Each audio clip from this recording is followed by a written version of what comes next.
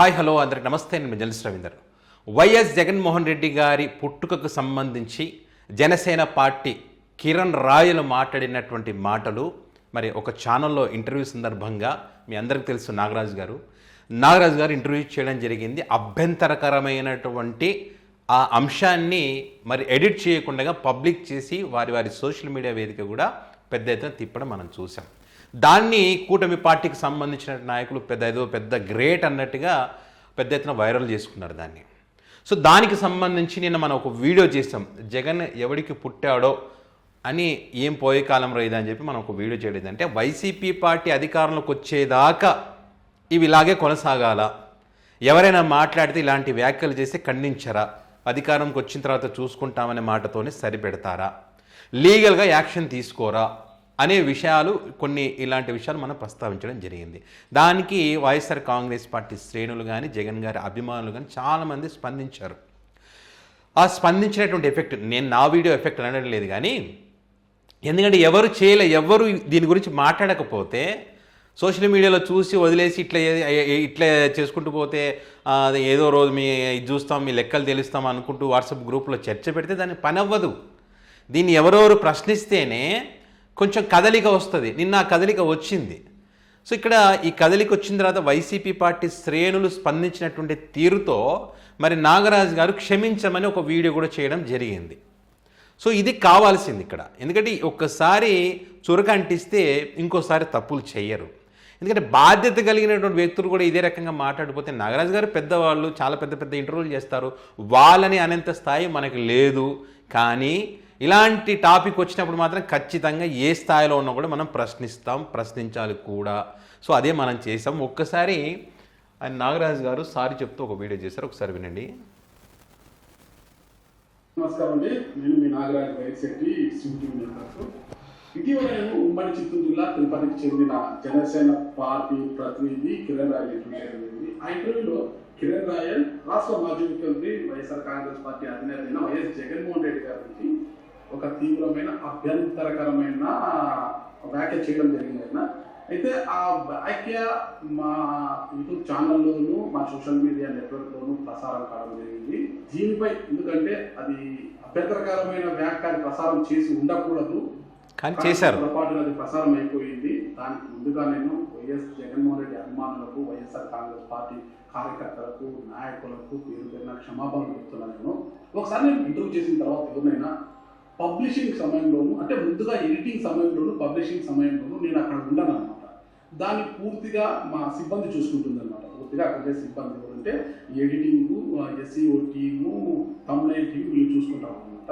ఆ సమయంలో నేను అక్కడ ఉన్నాను. అంటే ఆ సమయంలో నేను లేని కారణంగా మా సిబ్బంది పొరపాటున ఏదైతే సో ఇది వైఎస్ఆర్ కాంగ్రెస్ పార్టీ శ్రేణులు స్పందించారు కాబట్టి, అడిగారు కాబట్టి ఆ మంట లేచింది కాబట్టి, దాంతో మళ్ళీ ఇంకోసారి జగన్మోహన్ రెడ్డి గారి గురించి ఇలాంటి ప్రస్తావన రాకుండా, ఇలాంటి టాపిక్ తీసుకురాకుండా ఉండే విధంగా మరి క్షమాపణ కూడా అడిగారు వాళ్ళు. అంటే ఏ స్థాయిలో వైసీపీ పార్టీ శ్రేణులు స్పందిస్తే ఈ స్థాయిలో క్షమాపణ అనే పదం వస్తుందో నేను అర్థం చేసుకోగలను. అయితే ఇక్కడ నాగరాజు గారు చెప్పేది ఏంటంటే, నాకున్న ఎక్స్పీరియన్స్ చెప్తున్నాను నేను. ఒక వ్యక్తి ఇంటర్వ్యూ చేసేటప్పుడు అభ్యంతరకరమైనటువంటి విషయాలు ఉంటే కనుక మేము ఏం చేస్తామంటే ఒక నోట్స్ రాస్తాం. పలానా నిమిషం దగ్గర గెస్ట్ ఈ రకంగా మాట్లాడారని చెప్పి ఎడిటర్ టేబుల్ మీద పెడతాం. ఈ టాపిక్ ఉండకూడదు, ఎడిట్ చేసేయాలి, పెట్టొద్దు అని చెప్పి ఖచ్చితంగా. అలాంటి సందర్భంలో మళ్ళీ మేము అది పబ్లిక్ చేసేటప్పుడు ఖచ్చితంగా ఒకసారి వాచ్ చేస్తాం, నేను ఉంచారా తీసేస్తారని చెప్పి. అది మన బాధ్యత. కానీ మరి ఇక్కడ పొరపాటున అంటున్నారు, నేను చూసుకోలేదు, నేను ఆ టైంలో లేను, ఎస్ఈఓ ఎడిటర్ ఎంత పెట్టేశారు అని అంటున్నారు. పొరపాటున కాదు, మీరు ఇప్పుడు చురక తగిలింది కాబట్టి ఇప్పుడు ఆ మాట అంటున్నారు. కానీ మీరు అప్పుడు పట్టించుకోలేదు. వైరల్ కావాలి, మన ఛానల్లో ఇది కావాలి, అది కావాలని వ్యూస్ రావాలనే ఉద్దేశంతో పెట్టినట్టుగానే అనిపిస్తుంది. అది నా ఎక్స్పీరియన్స్తో ఉన్నటువంటి దీంతో నేను చెప్తా ఉన్నాను. మీరు ఎక్కడైనా చూడండి, ఏ ఛానల్ అయినా ఎవరైనా కూడా బాధ్యత కలిగినటువంటి వ్యక్తులు అయితే చేసే పని ఇదే, అన్నీ చెక్ చేసుకుంటారు.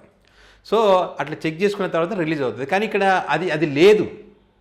సో ఏదేమైనా కూడా మళ్ళీ జగన్మోహన్ రెడ్డి గారి పేరు ఎత్తకుండా, ఇలాంటి టాపిక్ తీయకుండా ఆయన క్షమాపణ కోరడం అనేటువంటిది గొప్ప విషయమే, అందులో ఏమాత్రం డౌట్ లేదు. అయితే ఇక్కడ వీళ్ళు ఎవరైతే వీళ్ళు సోషల్ మీడియాలో అక్కడ ఇక్కడ పెట్టారు, ఇప్పటివరకు కూడా అది డిలీట్ కాలేదని చూస్తాం. ఎందుకంటే సోషల్ మీడియాలో ఇంకా కనిపిస్తూ ఉన్నది. వీళ్ళు కోతికి కొబ్బరి చిప్పేస్తే ఎట్లా ఉంటుందో అట్లా ఈ కూటమికి సంబంధించినటువంటి పార్టీ శ్రేణులు ఉంటారు. ఇది ఏదో పెద్ద ఇదన్నట్టు ఏదో ఆయన పెద్ద ఏదో బోధించినట్టుగా, వేదాలు బోధించినట్టుగా ఆ వీడియోను పెద్ద ఎత్తున తిప్పుతూ ఉన్నారనమాట. కొంచెమన్నా మనకు సెన్స్ ఉండాలి. మీ అధినేత పవన్ కళ్యాణ్ గారే చెప్పారు కదా, ఇలాంటి మాటలు మాట్లాడితే ఏం చేస్తానో అని చెప్పి. ఆయన ఆ రకంగా మాట్లాడతారు, వీళ్ళు ఈ రకంగా మాట్లాడతారు, దాన్ని వాళ్ళ పార్టీ శ్రేణులు ఈ రకంగా తిప్పుతూ ఉంటారు అనమాట. సో ఇక్కడ ఏంటంటే ఆల్రెడీ కిరణ్ రాయలకు తెలుసు జగన్మోహన్ రెడ్డి గారిని ఏమన్నా అంటే జగన్ గారి అభిమానులు ఏం చేస్తారు అని చెప్పి వాళ్ళ మీడియాలో కూర్చొని అమ్మమ్మమ్మ ఇదేంది అసలు, నాకు బీపీ పెరిగిపోయింది, బీపీ మీటర్ కూడా బద్దలయ్యే విధంగా నన్ను టార్చర్ పెట్టారు జగన్మోహన్ రెడ్డి గారు అంటే, ఇంత ఇది ఉందా, ఇంత అభిమానం ఉన్నారు, ఇంతమంది అభిమానులు ఉన్నారా, ఈ రకంగా రియాక్ట్ అవుతారా, నేను ఎక్కడ చూడలేదని చెప్పి ఆయన చెప్పడం, వాళ్ళ మీడియా అవును ఎస్ జగన్మోహన్ రెడ్డి గారి అభిమానులు జగన్మోహన్ రెడ్డి గారు ఏమంటే అస్సలు తట్టుకోరు, వాళ్ళని ఏమన్నా అన్నా, వాళ్ళ మీద కేసులు పెట్టినా, వాళ్ళ మీద దాడులు చేసినా పట్టించుకోరు, కానీ జగన్మోహన్ రెడ్డి గారిని ఏమైనా అంటే మాత్రం అస్సలు ఊరుకోరు, వాళ్ళు తగులుకుంటే ఎట్లుంటుందంటే ఇట్లా ఉంటుందని చెప్పి వాళ్ళ మీడియాలో డిస్కషన్ అయినటువంటి మనం ఆ వీడియో క్లిప్పింగ్స్లో మనం చూసాం.